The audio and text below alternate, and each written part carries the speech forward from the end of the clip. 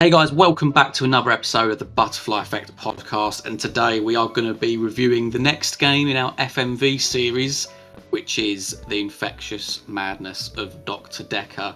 So before we get into it guys, I will say that there are going to be spoilers in this video, so if you've not played the game and you'd rather avoid sort of like the plot and character details, then I suggest you jump off now. But let's get underway, mate. So what we'll do, we'll just ask, what was your sort of like general impressions, mate, of the game?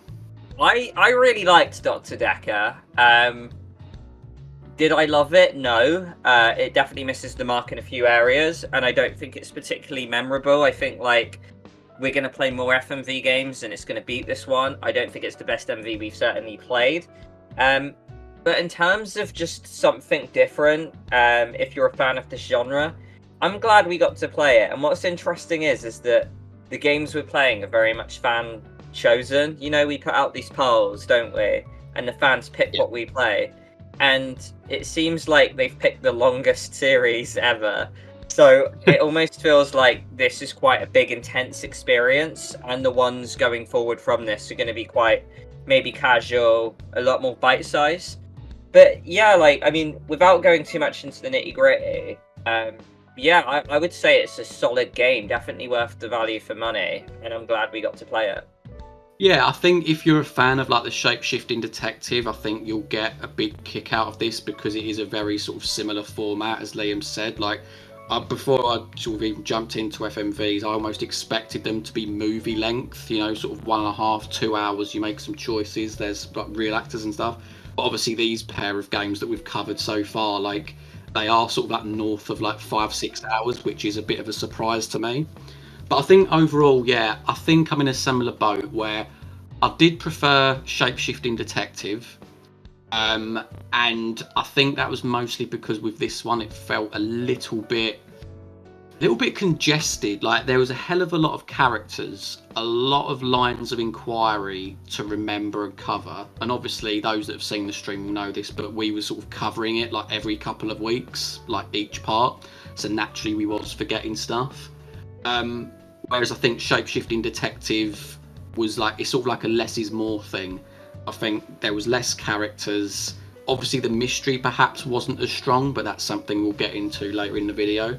But I think that ultimately, I was just more sort of happy with the shape-shifting detective than I was Dr. Dekker. But I think maybe before we go any further, mate, I'll just give like a brief outline of this game. So basically, you're playing as a psychiatrist, and you're replacing Dr. Dekker, who has been murdered.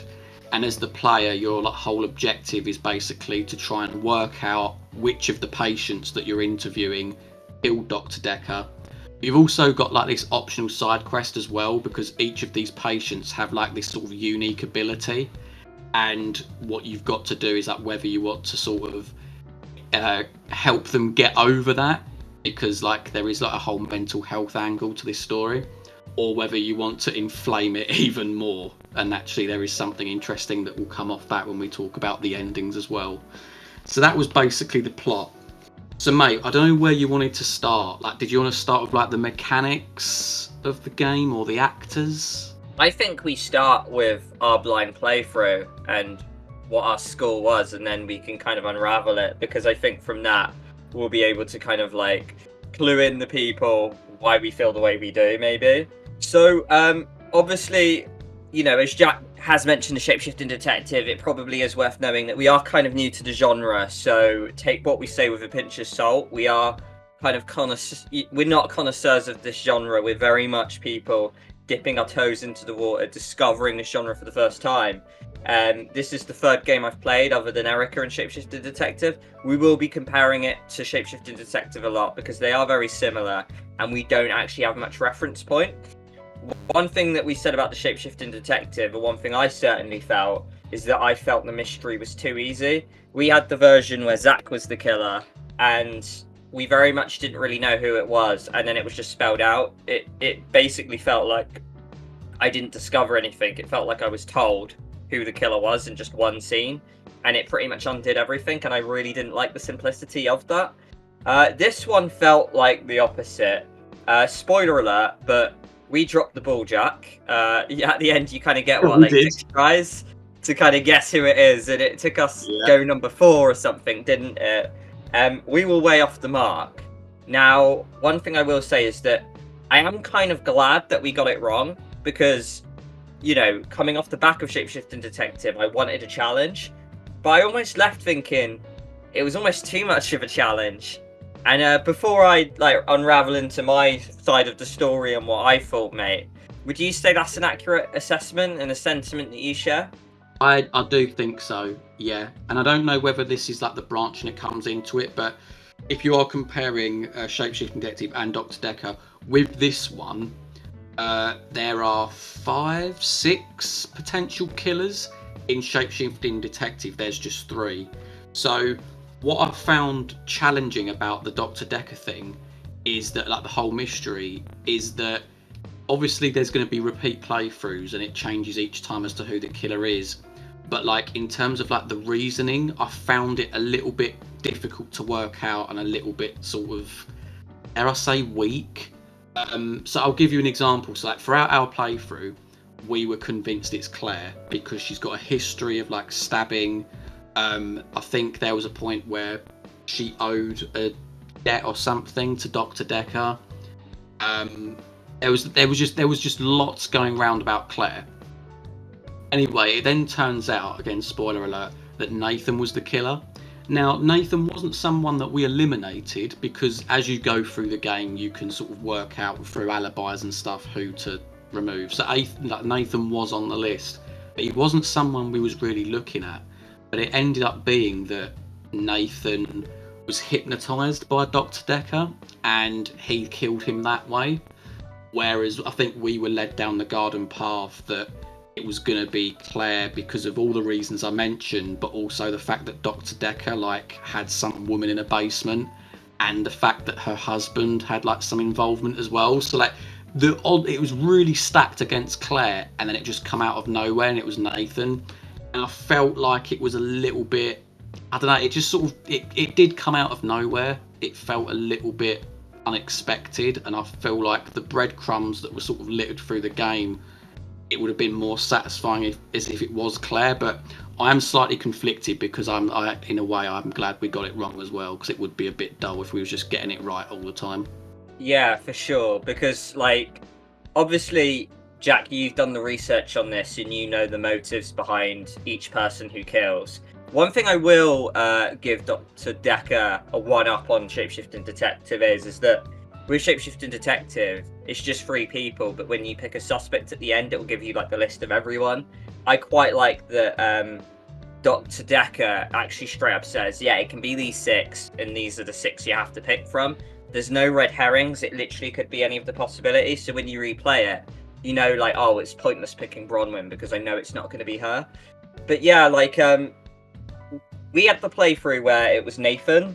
Now, when we played Shapeshifting Detective, we said maybe Zach was the weakest one. He didn't come till the 2nd chapter. Maybe that killed it a little bit for us.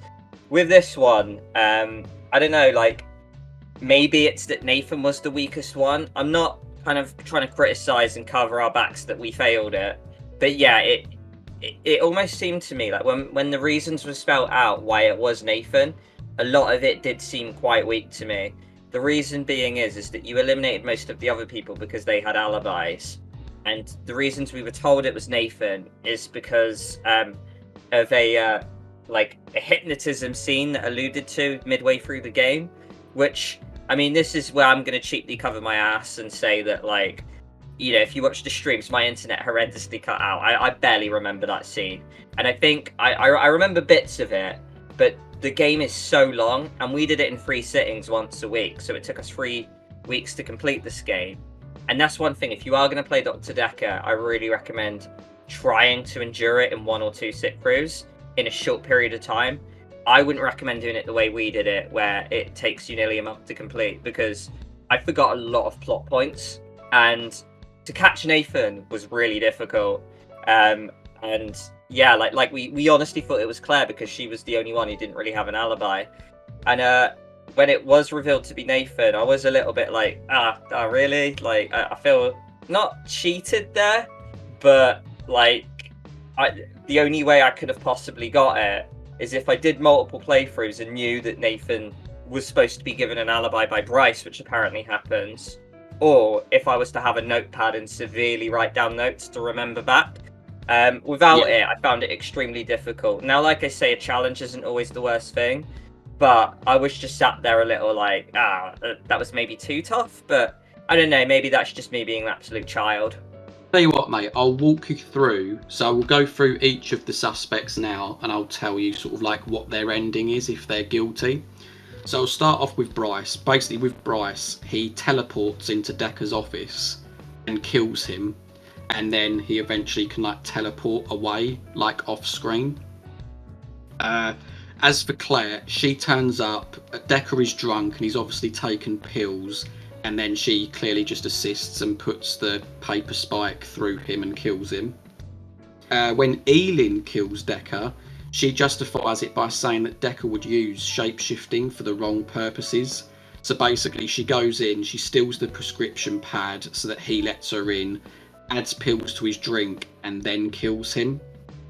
As for Jaya, I don't know how to pronounce the name, she kills him because he wasn't helping the patients. In fact, he was making like their position worse, like their ailments and their sort of like conditions and stuff. Mariana's very interesting. So like Mariana can basically outright blackmail you. She says that there's security footage of like us as the character that we're playing as stalking her, and then basically saying, oh yeah, that we work together to kill Dekker. So she's basically trying to position you, like, as to that you're an accomplice for her in the killing of Dekker. And then obviously we finish up with Nathan, where it's just like, yeah, he hypnotized me because he wanted to be reanimated by Claire. So I don't know what your take on that is, mate. Like, of all of like the different things that I've just read out, motives, the way they do it, etc. Like, what one you think is the strongest and what one you think maybe is the weakest? I'd have to go through them again. I feel like maybe they're all kind of a similar bracket. Like, they all have that supernatural element. Jaya, obviously the most grounded. Elin sounds quite intriguing, and so does Mariana, actually. So I'd have to play it myself to see, but like obviously we're going on our blind playthrough review, and like I say, it was just so difficult to get Nathan. The other thing that I completely forgot to mention is that the timeline didn't work out for me. I kind of got confused by the fact that like I thought Dekker was in the room and then he left where like Claire came in. Maybe I'm remembering that wrong, maybe I misheard it, but yeah, I was completely thrown off by that one. So yeah, like, yeah, to be honest, if I could pick one to see next, out of all the ones you said, probably the one with Mariana sounds interesting. I'd love to see that kind of like, that blackmail angle, to be honest, lad. Yeah, I think I'm gonna, because I've kind of conscious that I've been quite negative. Like, it is a game where I certainly wouldn't play it on my own. That's just me though, because I feel like it's one of those experiences where it helps to bounce off of other people. Like, when you're playing this game, what you'll have to accept is that you're literally looking at one screen. The environment doesn't change, and I think that's perhaps where not Dr. Dekker, where Shapeshifting Detective one-upped it for me, because at least you had those moments where you could go back to your room and shapeshift into someone else, and then go and pose as them and go to talk to another person. So like, whereas this, you're playing as the same character, you're seeing the same sort of dark room with the green chair. So like, over time, when you're playing this for sort of, you know, beyond 5 hours, it does get a little bit taxing. At least it did for me anyway. And then obviously in our playthrough where we had the ending that we did, I was sort of a bit like, like it just didn't live up to that amount of time that I put into it. But I think in terms of that, one more criticism before I go into that, some of the positives. So like, in my research, I'm finding that actually it's quite confusing. So like, we got the Insanity 3 ending, mate, which was that we got murdered at the end. But there are like other Insanity endings that suggest that like we're Dr. Dekker. And I don't know, it felt like there's aspects to this plot where it felt like that you got to the end and you didn't have all the answers. It felt like that it threw up more questions, if anything. So I think that's perhaps something that I would say as a potential criticism. But you know what? Moving on, mate. Let's do some positive stuff. So like, the actors' performances. What did you make on them? Yeah, really good. Alluding to your point earlier, I think we had more characters than we needed, but the main ones that were suspects that we got to see over and over again, very good. And you know what? Like, although Shapeshifting Detective probably like has like lesser and strong performances, I think Dr. Dekker had more sort of like kind of scoped for the actors to give range because they were playing these sort of like tormented souls, if you will. So like you had people like Bryn, and we had Mariana, who's like Aisling the Affleck recurring actress, who like I thought smashed the American accent, did really well at hers. I really liked the performances a lot, and like our main suspect that we had, Claire, she was very chilling. So yeah, like if I had to pick the top actors, I would say definitely Bryce, Mariana, and Claire. And I quite liked what Jaya brought to the table as well. Really different, really quirky. But yeah, I think those four were my favourite. And in many ways, I somewhat prefer the performances to Shapeshifting Detective because of that range they were allowed to display. I think so. I think my top two are definitely Mariana and Bryce. I think Jaya's like sort of floating in third, but I think because they're the most interesting characters, like you could see with Bryce, he's like a guy that's really sort of like on edge, you know, like he just comes across a bit odd, like almost as if like maybe like a Zack or like a Rain from Shapeshifting Detective. And Mariana, obviously, we've got to sort of acknowledge the fact that this actress was also in Shapeshifting Detective as well. And it's really good, like, to see her acting abilities because not only is she put in a different accent, but she's been playing like a completely different character as she's in well, it's a mouthful, isn't it? Shapeshifting Detective. In this, I don't know, she just seems a lot.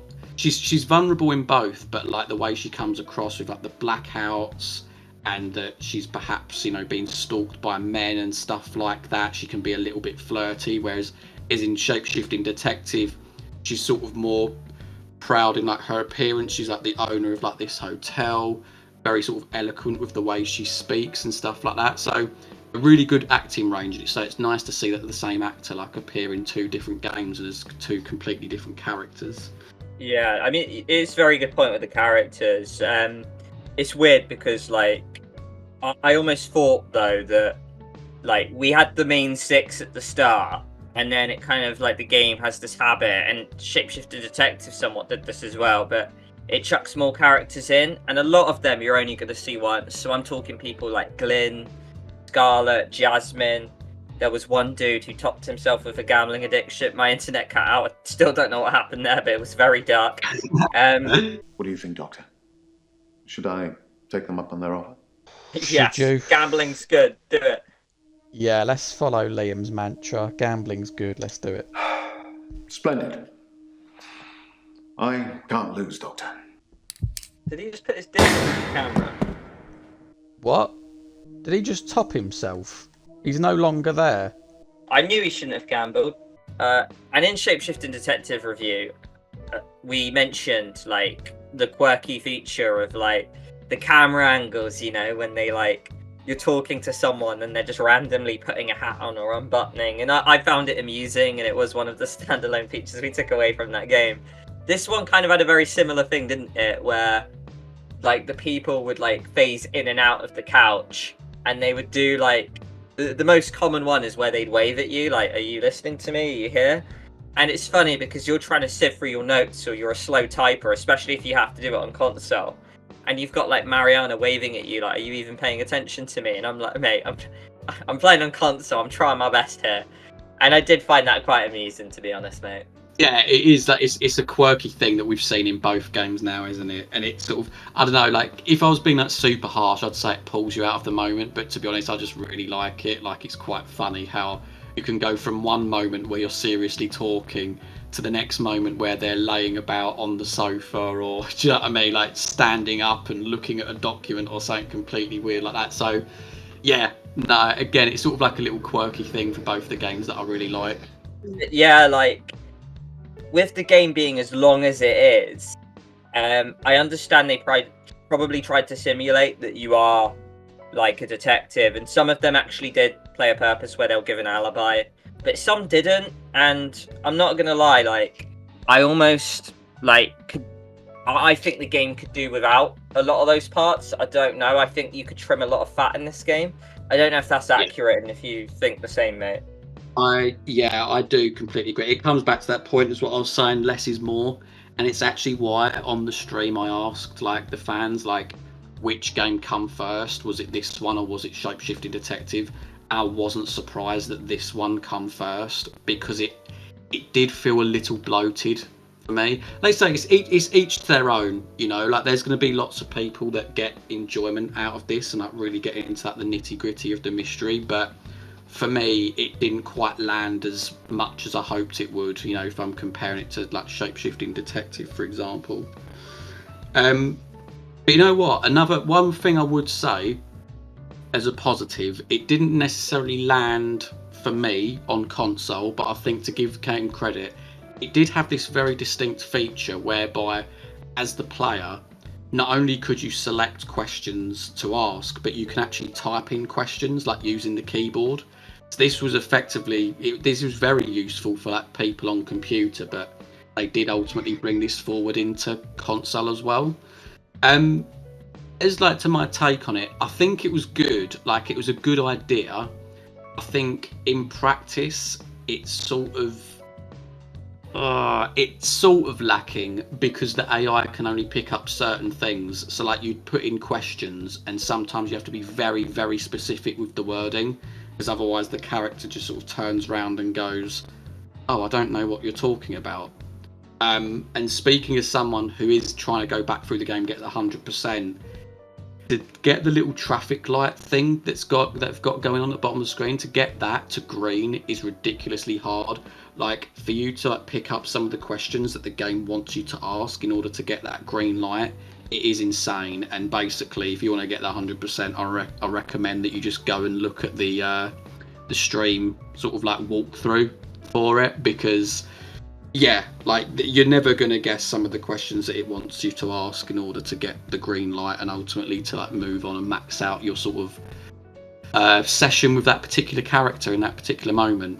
Yeah, and again, I will bring up Shapeshifting Detective. The biggest criticism we could think of for that game is that you would often go to a character, but I mean, although I prefer the fact you do change locations in that game, it did have the downfall of that where you would go into someone's bedroom and they would be missing or they wouldn't have any dialogue for you. This one was very clear cut that you had have nothing to say and then the session would end. So like, I quite liked that. But yeah, we almost had the benefit that we had some people watching on our stream who were good as gold and they didn't spoil anything, but they were kind of like giving us hints, pushing us in the right direction. And a big thing that they said is that you need to be using this feature more. And I think we were probably put off quite early by the fact that when we did, we would get a lot of, oh, I don't know much about that. So like we were constantly getting that treatment and then it almost left a sour taste in our mouths when we neglected it. And as you say, it's a really strong feature and it's a really key feature in order to kind of start hitting those 100% and kind of sussing the game. Now, whether that's a flaw or not, I'm unsure. I really like that the feature is there. Maybe it's not clear cut, maybe it's not perfect, but I almost get the impression that if you don't use it, you don't get like a great playthrough, or maybe, you know, you miss a lot of clues. Now, I don't know if there's a way of making it more foolproof, but yeah, it did seem quite unpolished. Yeah. So other things that players can experience as well is the fact that there are hints in the game, which is, you know, very handy. There is actually an achievement where you can go throughout the game without getting hints. But that's very useful. Also, for like replayability purposes, it's really handy how like if you want to go back through it again, you can skip the previous like scenes that you watch with each of the characters. So that's a really good thing. Yeah, and another thing this game offers as well, because I actually think the game's quirkier than Shapeshifting Detective. So like you say, you get the clues, you get like, you know, the autopsy reports or whatever it is. I remember that like there's a weird section where sometimes you'll just have like Nathan with the flame in his hand. You'll get loads of like quirky elements like that. There's that Jaya dream sequence, which I very much enjoyed. So like the game tried to do things that were different, and I actually quite kind of appreciated them. Like it is quite a long, trudgy game. Like you say, it is quite bloated. Like I still really enjoyed it, but I felt moments like that massively helped me to kind of, keep me on my toes and keep my eyes open. I think so. I think if I was to almost like wrap it up, so I'm conscious that I've been quite negative. I feel like in this though, I'd judge it as okay. This game, I'd probably give it like a 5 out of 10. I do probably think that it's the weakest FMV that we've played so far. The other ones being Erica and Shapeshifting Detective. And I feel like what sort of got me through is sort of like the back and forth in the chat, the sort of the sitting there with you, like trying to work it out who it is and stuff. If I was playing this solo, I think I'd struggle. I don't think I'd necessarily finish this game, but there are good things. Like I say, there's the sort of distinct feature, the acting was really good, and obviously there's the fact that there's multiple killers, which is obviously a big plus. But the length of the game, the fact that it's just in one location, I think the mixed messaging, the sort of the not sure of the questions not being fully answered at the end, I don't know, it does detract from it. So I feel like it's a slap bang in the middle, 5 out of 10 for me, mate. I don't know about yourself. Yeah, I would say that. Like, I was going to say 6 out of 10 because I still really enjoyed it. I reckon I could play this game solo, but I just think, like, the game, maybe I'm stupid, maybe the game's too challenging, but I feel like if you're relying on people to use the type feature and you're kind of a lot of the answers which are like, oh, well, he didn't give him an alibi, that almost strikes me like you need to do multiple playthroughs to fully suss it. And to me, I quite like to dig deep and kind of like solve it first try. Now, don't get me wrong, I know a lot of people in the comments are going to be saying, well, I solved it first try. I knew who it was by chapter 2 because I know a lot of you have. Maybe that's just the version we had. Maybe it's the fact that we shot ourselves in the foot by doing it over the length of 3 weeks, and I forgot a lot of what happened in previous sessions because Jack and I were lousy psychiatrists. We openly admit it. But yeah, nonetheless, though, I'm glad we played it. It's good to kind of have these varied entries, while we experience FMV, so we know what's good and we know what's bad for the reference points. So yeah, I'm, pretty happy that we got to experience this one, lad. Yeah, there we go, guys. That was our review for the Infectious Madness of Dr. Dekker, or in-depth review, I should say. Let us know what you guys think in the comments. Was we fair with everything what we said? And also do keep a lookout because we have actually voted in the poll. We put a poll out a while ago asking what you want us to cover next. It's looking very likely that it's going to be the complex. So if you're a fan of FMVs, if you found us here for the first time, do stick around because we are going to be working through them over the coming months. That's all from me, mate. Have you got anything else to add? Yeah, just a lot of you've been asking. No, I'm not Nathan. I look nothing like him. He looks like Kai Havertz. Please stop asking me. But other than that, guys, we hope to see you in the next one. Take care. See you later, guys.